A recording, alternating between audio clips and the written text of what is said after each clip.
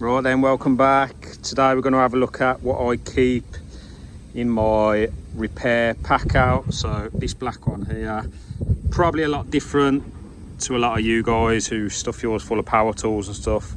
This is an air conditioning or HVAC setup, so possibly a little bit different. The red one, that's for my maintenance, so cleaning. I'm going to show you that in another video. But yeah, what we'll do, we'll get into this one and we'll start unloading it, and I'll show you what I carry in there.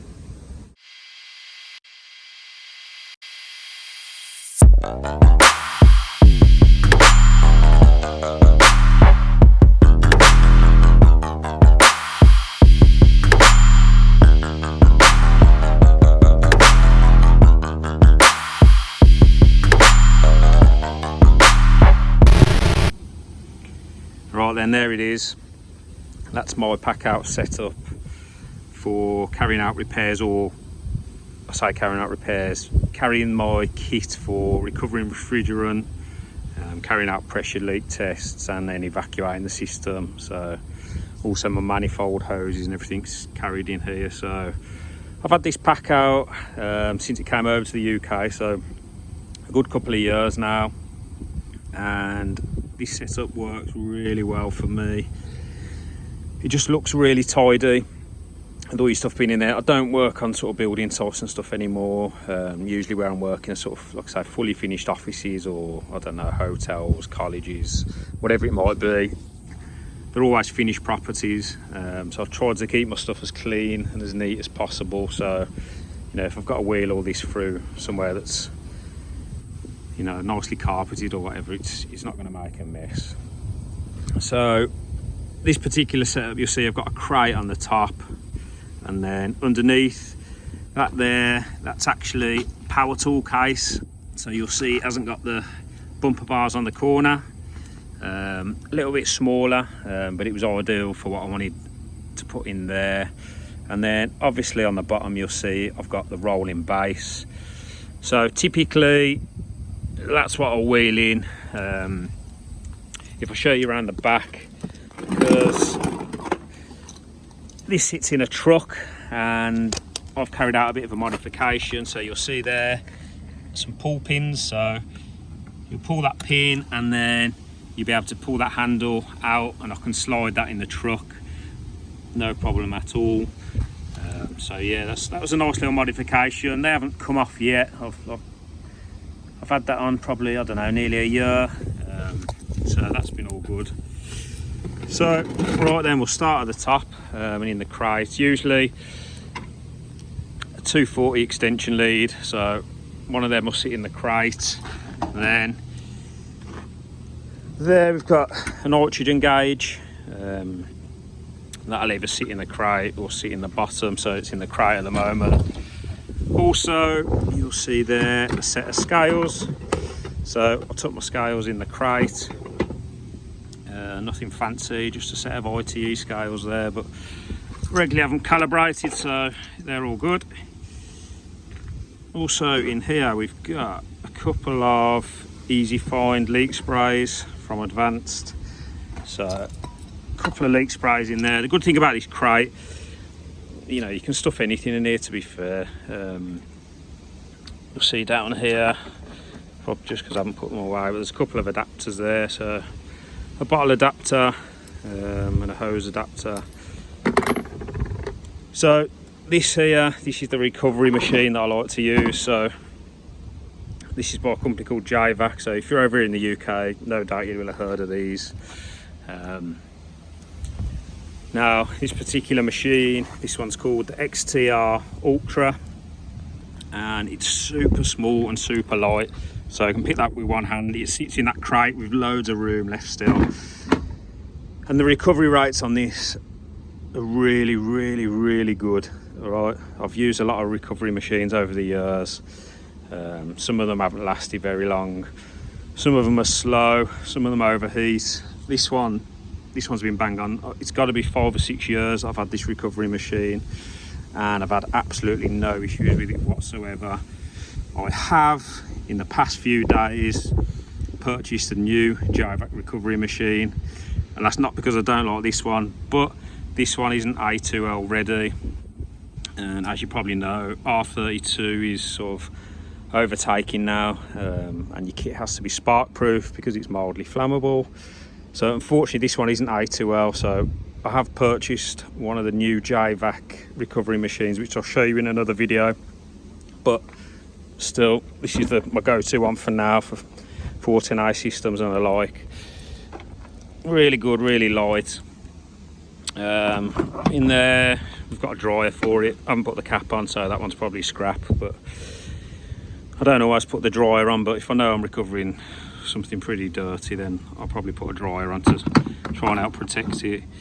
We've got in there a little Rothenberger turbo torch, probably from a previous repair. So yeah, that's what's in the crate. Again, love these crates. You can, you haven't got to be too particular. You can stuff materials or whatnot in them crates. Next down, so this is, like I say, this is a power tool box. So this wasn't much money at all. You can buy these from places. They've obviously took the power tools out and they're just selling the bare cases. So I think in the UK, I think I grabbed this for, it was about £25. It might have been less than that, to be fair. But it was ideal for what I needed it. You'll see there, look, if you didn't know, the latches are actually, I don't know if you can see on there, they're actually a bit smaller than the normal latches, but still really sturdy box, and it was perfect for this. So this is where I keep my manifold and my hoses.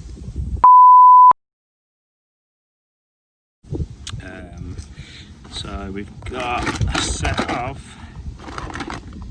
Jvac Edge safe seal hoses. So pretty sure most of you guys have seen these, but if not, just get one of the ends out and then I'll show you.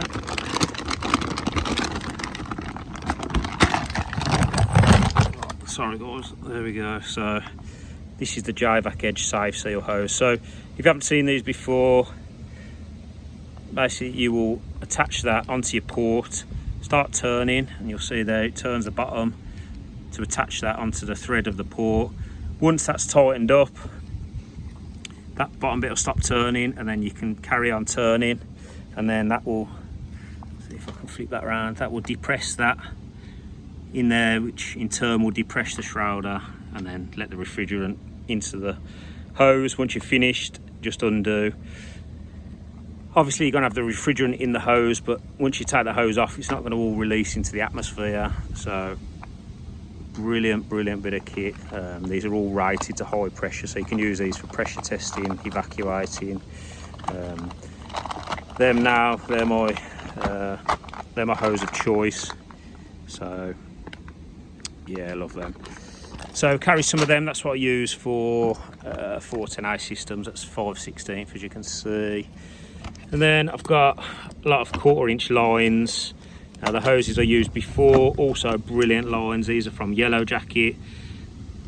These are the ones with the valves on the end, and they've been absolutely brilliant. Like I said, that's what I used to use. Great lines. Hardly ever had to change the rubbers in them either. They've lasted ages, so yeah, highly recommend them as well. That there, that's the 3/8 line that I use for my vacuum pump. And then in there's a few more sort of 1/4" lines, and there also Yellow Jacket low loss. They're also 1/4" lines. Also recommend them. I don't know where my manifold is, so give me 1 second and I'll be back, because it should be in there and it's not. Well, weirdly, I can't find my manifold, but it usually sits in there, and it's a Yellow Jacket Brute. So it's actually the Titans that I've got, not the Brute, like these ones in the picture. That's the main sort of manifold I use, no sight glass, and it's a great sort of all-round manifold. You can use it for pressure testing, you can use it for charging. I will cut it in. I'll go and look for it a bit better in a bit, and then I'll cut it in now and you can have a quick look at that. But so that's where I keep my manifold anyway, and my gauges. I've also got, so not yet put onto the Packout because I need to get another one of these to even it up. But inside this Packout case is what they call the PVR. So pressure testing on this side. So you'll see there it goes all the way up to sort of 50 bar, and it's got between 40 and 42 for 410A, and between 28 and 32 for 407C. So it's got your sort of markers, and it's also got this other really cool feature, which is this little red marker there. So you can pump it up to whatever pressure you want, put your marker on, and then it's just a good indicator to see if it drops below that marker. Obviously if you've got a leak.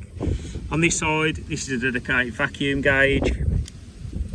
Again, same thing, you can pull a vacuum and then it's got a marker. So if you're going to do a rise test, you can set your marker to wherever you pulled your vacuum and you'll see how far above that it'll rise. So really good bit of kit this. Nice solid sort of manifold in there as well. I've also got this, so this is for purging when you're brazing. So it's a nitrogen regulator. You hook that onto your nitrogen and you can set either braze, bear with me, try and turn this, purge, or off, and that's going to let just a small amount of nitrogen flow through while you're brazing or purging. There's a couple of adapters for the lines for these, and then underneath the foam you'll see there we've got some stainless steel hoses. So this PVR comes with stainless steel hoses, rated up to a really high pressure. So another nice bit of kit. I mean, it's only got one, the only downside is it's only obviously got one side to pressure test. So if you want to split a system up, obviously you'll have to use a different manifold as well, but it is a really handy bit of kit that, and it's a nice thing to have. So that sits in one of the small Packout organisers with a bit of foam. Then if we take the manifold box off, in the rolling base, so in this rolling base,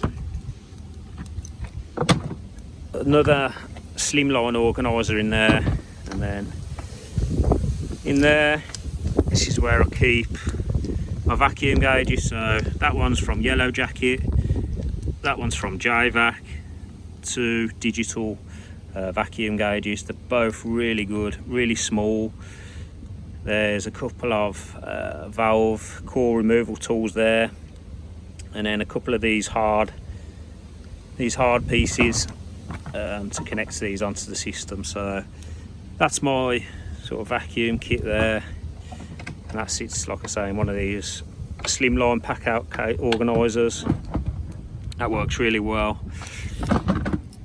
Right, inside the bottom of the rolling base, we've got just a little tub with a few bits and pieces. So let me just put that on there.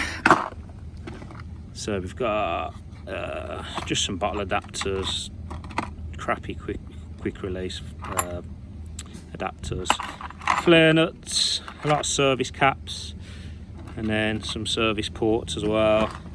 Just a few bits and bobs that you might need. In there we've got Jvac heat shield. So if you haven't seen this before, let me just see if I can get the lid off with one hand. So it's basically sort of this stuff, and you put it around whatever you want to protect from heat. So if you're brazing and you want to protect a component that's nearby, you just wrap it with this stuff, and then that's going to block the heat. So it's decent stuff. It's supposed to replace a rag, but yeah, it's well worth checking out, to be fair. Obviously this is over here in the UK, but I know the US have a different name for this stuff, but you're well worth grabbing some of them. A little bit of lagging tape in there, gloves, box of these, what are these, grippers. So basically these gloves I've got on my hand there with a scaled finish. These are the ones I like to use. So we've got a box of them in there. Then what we got here, so in here we've got leak detector. So that gas mate leak detector, again by Jvac. That one's for tracer gas, so slightly different style of nitrogen that you can use a sniffer on. And I've not long bought this, never used it before, so I thought I'd give it a go, and I used it on a job a couple of weeks ago and it found the leak straight away, so it was worth every penny. So I look forward to using that again. Also in the bottom of there we've got, again from Jvac, a torque wrench kit. So I know not everybody does, but in my opinion, if you're still working with flare nuts, you should be using a torque spanner, and you should be torquing them up to the correct setting. It's not necessarily you're not doing them tight enough, but a lot of the time you're probably over tightening 1/4 inch flares, etc. So they're not much money, so in my opinion these are well worth getting, especially if you're installing a lot of splits and stuff that have still got flare nuts. Well worth bagging one of them. And then finally in the bottom of there sits my vacuum pump. So the vacuum pump I use at the moment is the Yellow Jacket Super Jvac. I've used this for a long time and it's an absolute beast. It is 190 litres a minute, 2-stage pump. Had it serviced not long ago. As you can see down there. Try and change the oil as often as I can, but even if you don't change the oil, I'll be honest, it's still a really good pump and it pulls down really well. This is not A2L though, so unfortunately as 32 becomes a bit more popular, I'm going to have to swap that out for a different pump. So yeah, all that there is what I'll carry in my pack out. Like I say, it's not stuff full of power tools like probably the majority of you guys have yours, but that's how I like to keep it, and it looks really neat when you, like I say, when you're carrying out a repair and you're wheeling this in. It's nice and tidy and everything's pretty easy to get to, so one trip from the van. Yeah, that works really well for me. Let me know in the comments what you think. Do any of you guys run a similar setup, or do you not think it'd work? Obviously carrying all this in, if you've got to get up a ladder, cat ladder or whatever, onto a roof, you're obviously only going to be able to get this to the bottom of the cat ladder, and then you'll have to pull the stuff up individually, but you know, you would have had to do that anyway with however you're going to wheel it in. So yeah, that's it from me. I'm going to leave it there. If you like the video, please hit the like, hit subscribe if you want to see some more videos, and hit the little bell icon if you want to be notified when the next video drops. Massive thank you to everyone for watching, and I'll catch you guys on the next one.